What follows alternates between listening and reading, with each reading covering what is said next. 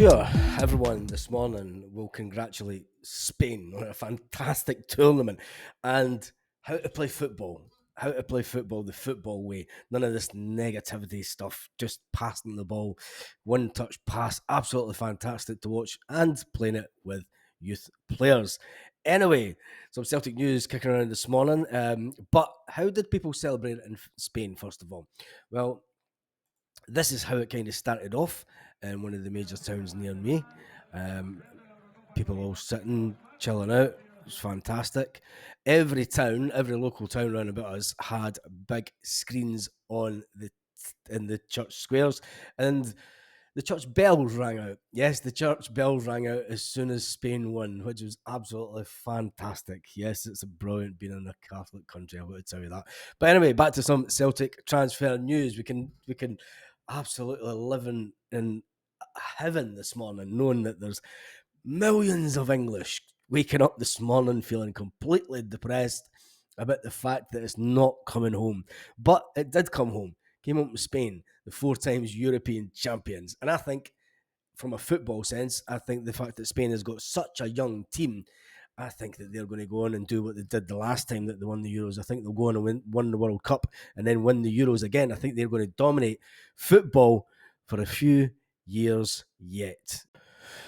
Now, the fact that we do have a goalkeeper in place, and we're just waiting on him arriving in Glasgow, which is meant to be tomorrow, Tuesday, and that's done and dusted. But the big news is Paulo Bernardo left the Benfica training camp over the weekend. He did leave the Benfica training camp to talk about his future, and it looks like Celtic are one step closer to announcing Paulo Bernardo, the 22-year-old Portuguese player, as a Celtic player. It looks as if that was going to go through quite soon. He did leave the training camp to continue talks about his future, it said. Although an agreement hasn't been made in full, it is expected to go through this week. Now, Bosun Lawell. Bosun Lawell is a player that a lot of people wanted to see in the Celtic team this year, but let's face it, after the 2 friendlies that we played in Scotland, he didn't live up to expectations, and a lot of people don't see the hype. People are now saying, and I have suggested that he should maybe go down to Birmingham, but it looks like Portsmouth might be in the reckoning. It looks like Portsmouth could be in the reckoning for taking the player on loan. They'd obviously want to try and buy the player, but it looks like Celtic, either one way or another, are looking to offload Bosun Lawell for another season. The hype and excitement round Portsmouth FC for the player is at fever pitch allegedly. I can't see it at all. I just can't see it at all. Although it did do well when he was at Fleetwood Town. If Celtic are going to go down the road of buying in Paulo Bernardo at 22-year-old, and then we're looking to put our own young players, Bosun Lawell at 21, out on loan, I think Celtic really need to be looking at the whole situation and putting our younger players out on loan whilst they're younger, to try and get first-team experience. Because, let's face it, wait until they're 20, 21 isn't good enough, and it just doesn't seem to be cutting the mustard.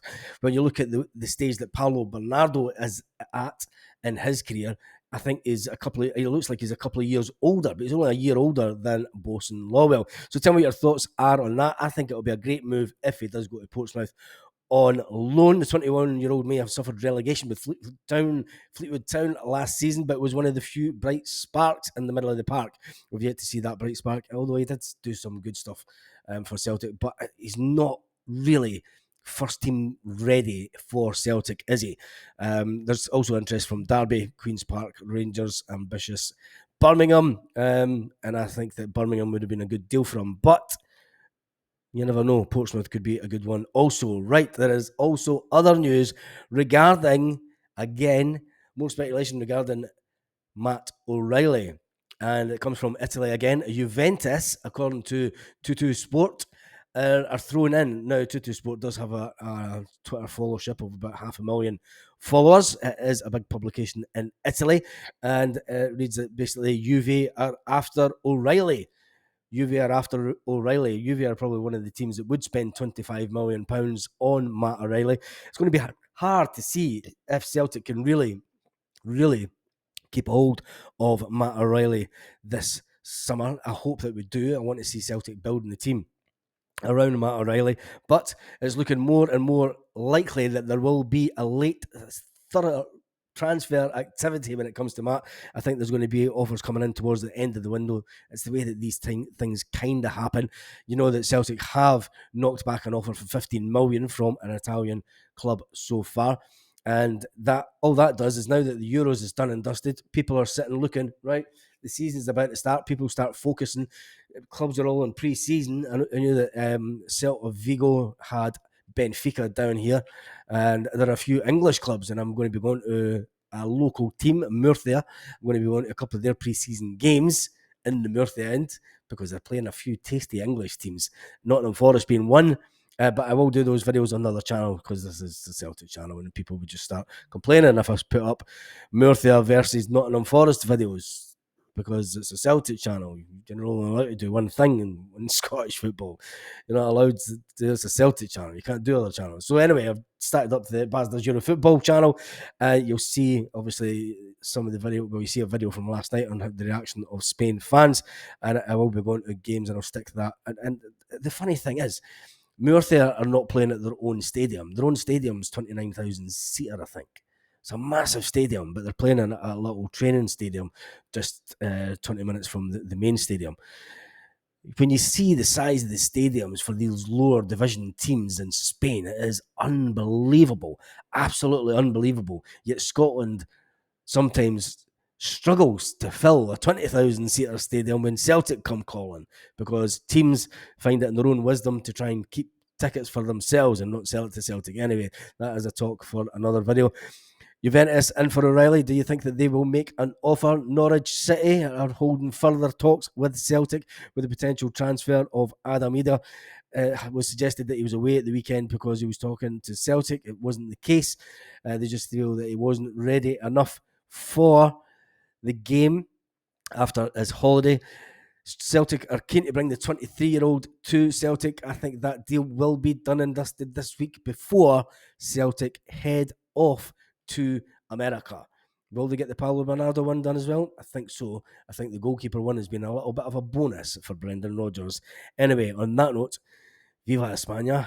Have an absolutely fantastic day all around the world, wherever you are, Celtic fans. And when you bump into an Englishman, well, be gentle with them. Give them hell.